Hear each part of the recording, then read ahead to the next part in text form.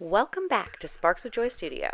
This is Natalie, and in today's video, we will be working on a variety of tags and a few ornaments that are created with some old plastic frames. Let's get started. For these tags, I am using wood slices that measure about 2.5 inches in diameter. I have painted them in a variety of different colors. The one that you see in front of you was painted in Marquee by DIY.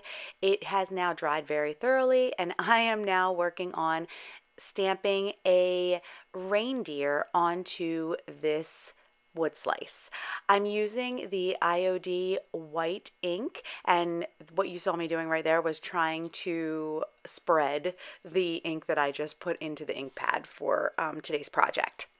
It stamps on beautifully. I will say that I think that my problem previously with some of the white ink was possibly that I didn't have enough ink on the pad, but when it is thoroughly coated and it stamps onto that clay-based paint, which has not been sealed yet, I think it went on very, very nicely.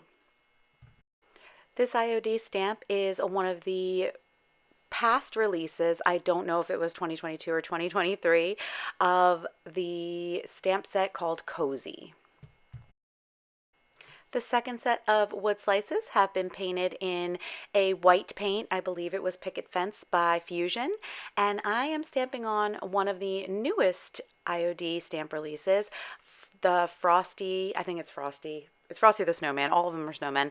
And I am just going to be stamping the face of the snowman. So what I do is I put the ink only on the part that I want to have stamp on. I get it to right underneath that scarf on the snowman, and then I stamp it on.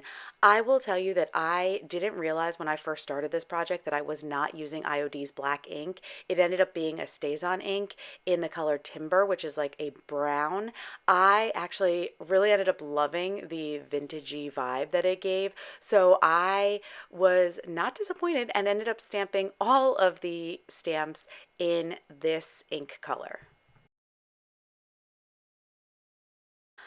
The third set of tags have been painted in a black paint. This is Coal Black by Fusion, and now I'm using my white ink again and stamping snowflakes from the newest Vintage Snowflakes IOD stamp set. I actually attempted to use some gold gilding wax on these after I finished some of them, and I did not like the way it looked. Maybe it was just the way I dotted on the gilding wax, I'm not sure. So I just ended up leaving them in the subtle black and white that they are. For the last set of tags, I used the green color. I believe this is English Ivy by Dixie Belle. I know it's a Dixie Belle paint, and I know it's a chalk paint. I can't remember the name, but I'm pretty sure it's English Ivy. And I am going to be painting the wood rounds in this green color first. I used IOD's white ink again and stamped these adorable little kittens onto each of these green wood slices. After finishing up all of those, the next step was to figure out the best bead color for each of my wood slices. This is where I go into overload in trying to make decisions. I am very indecisive, and I ended up deciding that we were going to do the snowflake ornaments or wood slices with a gold, like a champagne gold kind of finish on them. I am using Dark and Decrepit to paint these beads, and then I had some that were in white and red for the other ones. I might have had green as well, cannot remember. But you'll see in a little bit. I will say that I really love how Dark and Decrepit goes on to these paints, and if you see, I'm doing a very messy kind of paint job here. I just really liked the finish that it gave those beads by painting them this way. I also liked this method of using the skewer to put all of the beads on and paint versus putting them in a bag and kind of mixing around like a little bit of paint in there. I use both methods. I like both methods for this Dark and Decrepit, and for what I wanted to do for today's project, I really liked this. So this is what I ended up doing with these little tags to try to improve on my display, presentation, things that might be a little bit more eye-catching for my upcoming fair. So I got 3 tags, put them in, and I have a 6x6 piece of cardstock on the back. And actually, I don't know if it'll be done for today's video, but in a future video, I'm going to show you, I actually have an idea to share with customers on ways they can use this paper to create something themselves for the holidays. So it's almost like having a bonus in the pack. So those are the couple from last week. Here's another one. And then here are the ones from this week. I went back and forth as to whether or not to put different ones inside of each pack, but again, this is where I get paralysis by analysis. Like I get over focused on, oh, what would be the best way? Which ones would be the best ones? How do I make it match? And then it kind of like shuts down from there. So I decided I'm just going to go ahead and do a set of 3 of the same kind, same color bead. Everything is also the same. It's just a set of 3. So that's what I'm going to do. And because they're going to be very well priced, I guess, like I'm looking at anywhere between $5 to $7. I would love your advice on what you would do for this, but that's what I plan on pricing these at for the fair. I also will list these on my website in case you are interested in them. So, and if they sell before that, hey, great, works for me. So there's that. There's the snowman. Here's the other snowman. My little cats. The other little cats. Sorry for the glare. I'm not used to presenting things with such shine. And the other ones that you guys have not seen, I did these last year and I just kind of set them up the same way since I had enough to do that. I had a stamp, I painted it in like a white or off-white. I have this stamp that I got off of probably Amazon with little music notes on it, and then I stamped it on them, and then I had these little wooden cutouts that I had gotten last year of little cardinals that I painted in Marquee, my favorite Christmas color, and glued them on. So I have 2 of those. So basically, you know, what is that? Like more than 10, right? 1, 2, 3, 4, 5, 6, 7, 8, 9, 10, 12. I have 12 sets. So, I mean, even if, let's say I sold them for $5 each, that'd be what? $60 for the set, for all of these sets. And these took me probably collectively, maybe, I don't know, on and off, maybe like 3 to 4 hours to do from start to finish. The only reason I'm going a little bit up in price is because I have to consider the fact that there's the added packaging and the extra cardstock in there, which I otherwise would not have had. So that's why I'm really looking at what the pricing could look like in that case. For the wood slices, they were 27 cents a slice, the beads 8 cents a bead, cardstock 15 cents, and packaging 5 cents. And that would yield a profit of $5.45 if I sell them at $6 a pack.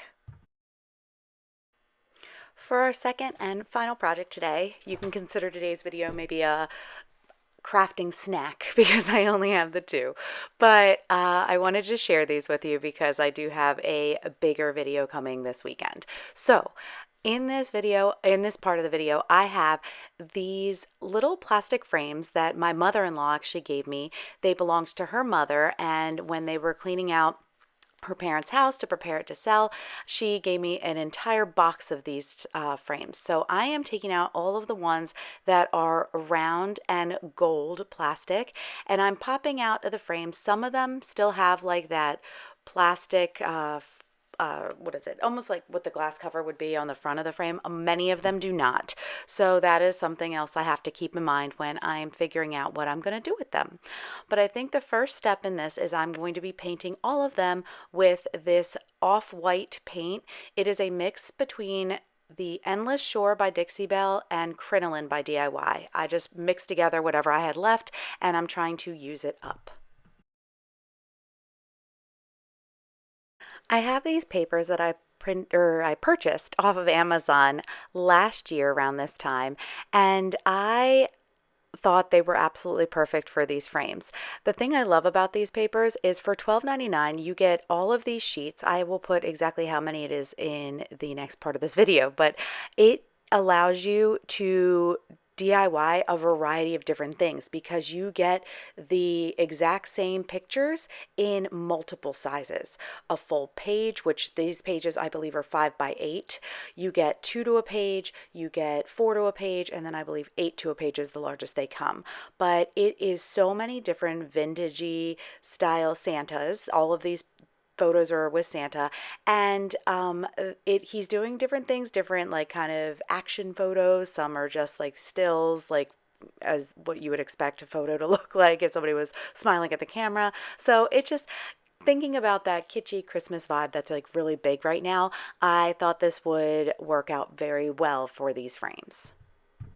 As you just saw, I used the back of the frames, that back part, to kind of figure out the right size to cut out my frames. I continually put it inside of the frame just to make sure that I am picking out the best part. I don't want any of the beautiful part of the frame or of the picture, sorry, to not show up in the frame in the end.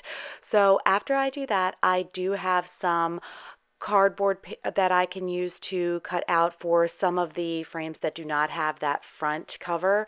And then for other ones, I will just be using the extra piece of paper or a piece of paper that I cut out in the same circle to be the back of it. I am only using the cardboard for the frames that do not have that front plastic cover. As I work through cutting out some of the other pictures, I started to consider whether or not the white frame would be the most effective color, or I guess the most coordinating color that would offer that kind of pop that I feel like the frames would need to be able to really show off the beauty of these Santas. So I decided to do a couple different things, and you'll be able to see in the end. I did go back and forth with whether or not to distress, which I did with a couple of them. So you see some of the gold from underneath peeking through. I ended up painting a couple of them in Serenity, which is a Dixie Belle paint that is an all-in-one paint, but the equivalent to that would be the vintage duck egg, which I know is very popular, the chalk paint. And then for some of them, I used the gold gilding wax, which you see here. And then I did some with the gold gilding wax and the antiquing glaze by Fusion.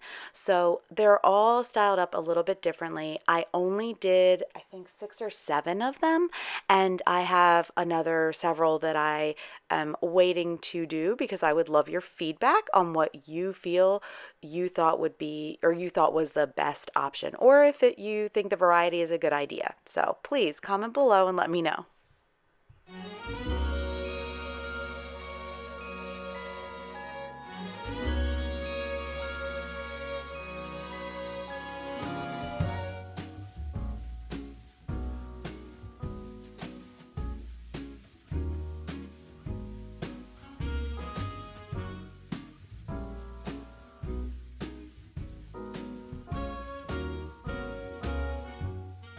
Thank you so much for joining me today for today's crafting snack. I look forward to seeing you again very soon. Have a wonderful week.